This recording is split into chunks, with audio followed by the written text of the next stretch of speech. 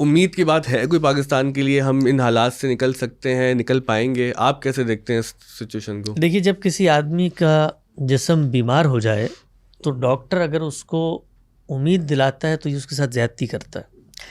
اس کے امراض کے اندر جو سررشتہ ہے، بنیادی امراض ہیں، اگر آپ ان کی نشاندہی نہیں کرتے تو قوم ہمیشہ اس امید کی، جس کو کہتے ہیں نا لچک کے اندر، جو کرنے کا کام ہے اس سے بھی ہمیشہ پیچھے چلی جاتی ہے. ہماری قومی تعمیر کے اندر کچھ مضمر خرابیاں ہیں. ان مضمر خرابیوں کو ٹھیک کرنے کے لیے آج ہمیں پہلا قدم اٹھانا ہے. آج نہیں اٹھائیں گے تو 50 سال بعد بھی پہلا قدم اٹھانا پڑے گا.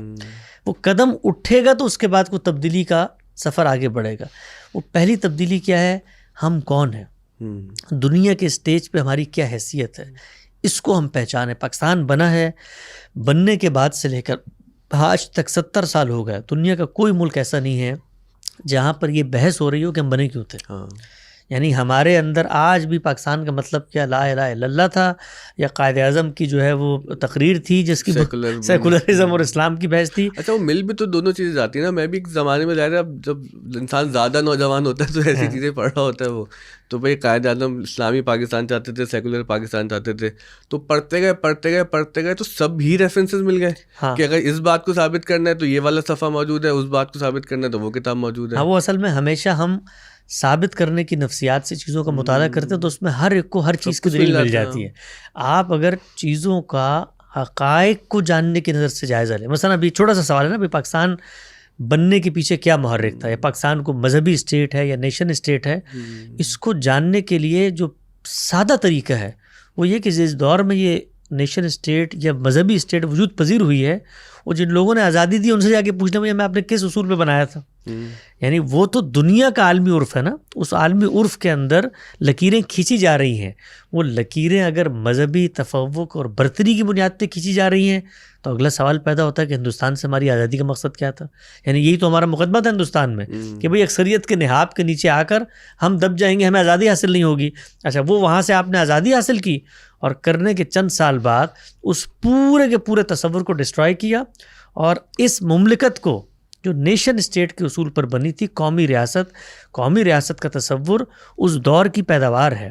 بڑے پیمانے پہ انڈسٹریل ریولوشن کے بعد نقل مکانی کے وسائل پیدا ہوئے، لوگ خطوں سے نکلے، مختلف رنگ، مختلف مذہب، مختلف زبانوں کے لوگ ایک جگہ پر آ کر آباد ہوئے. وہ وہاں پر مل کے رہ سکتے ہیں، یہ تصور تھا. اس تصور کے تحت ہم وجود پذیر ہوئے. تو آج تک کے مخمصہ نہیں ہو سکا. ورلڈ وار 1 اور ورلڈ وار 2 نے جو معاملات پیدا کیے، ان لوگوں نے پیدا کیے، ان فاتحین نے پھر یہ لکیریں کھینچی ہیں اور قومی ریاستوں کی یہ ایک تصور سامنے. اس مسئلے پہ کبھی ہم نے غور کیا؟ آج بھی آپ دیکھیں نا، یہ بظاہر تو لگتا ہے کہ بڑا فلسفیانہ مسئلہ ہے، لیکن اسی جمشید روڈ جہاں پر آپ کا یہ اسکول واقع ہے، ان کی گلیوں پہ جو آگے قائم مدارس ہیں، آج بھی ہر چھوٹا سا مسئلہ ہوتا ہے تو یہی تصور ہے جس کی بنیاد پر دینی مدرسے کا طالب علم نکلتا ہے اور یہاں کی اسٹریٹ لائٹ پہ لگی ہوئی لائٹوں کو اور سگنل کو توڑتا ہے اور جھنڈا لے کے نکلتا ہے کہ اس ملک میں ہم مذہبی انقلاب لے کر آئیں گے. یہی سڑکیں ہیں جن کے اوپر روز دھرنے ہوتے ہیں، یہیں پر لوگوں کے شیشے توڑے جا رہے ہوتے ہیں. تو یہ بنیادی مرض ہے، اس کو آپ نے حل نہیں کیا. یہی وہ چیز ہے جو آپ کی قومی سیاست کے اندر نمودار ہوتی ہے، آپ کے قوانین کے اندر نمودار ہوتی ہے. اس وقت آپ دیکھیے پاکستان کے بارے میں آپ نے بات کی، باہر رہتے ہیں ہم لوگ، جو شرمناک صورتحال یہاں پر ڈسکرمنیشن کی آتی ہے.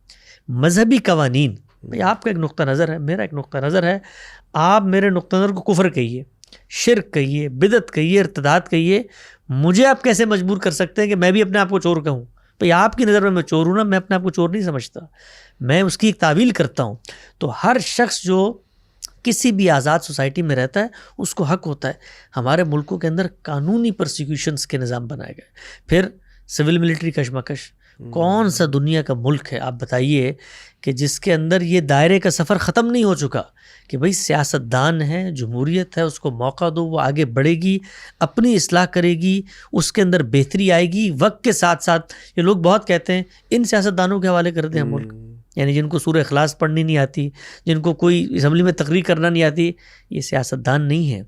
یہ آپ کی ملٹری اسٹیبلشمنٹ کی مداخلت کے نتیجے میں جو فیک اور جس کو آپ کہتے ہیں آرڈنری سیاستدان پیدا کی جاتے ہیں، یہ ان کی بساط ہے. فیلڈ کلاس ہے، وہ فیلڈ کلاس ہے آپ کی. آپ نے کبھی سیاست کے میدان میں لوگوں کو آگے بڑھنے دیا؟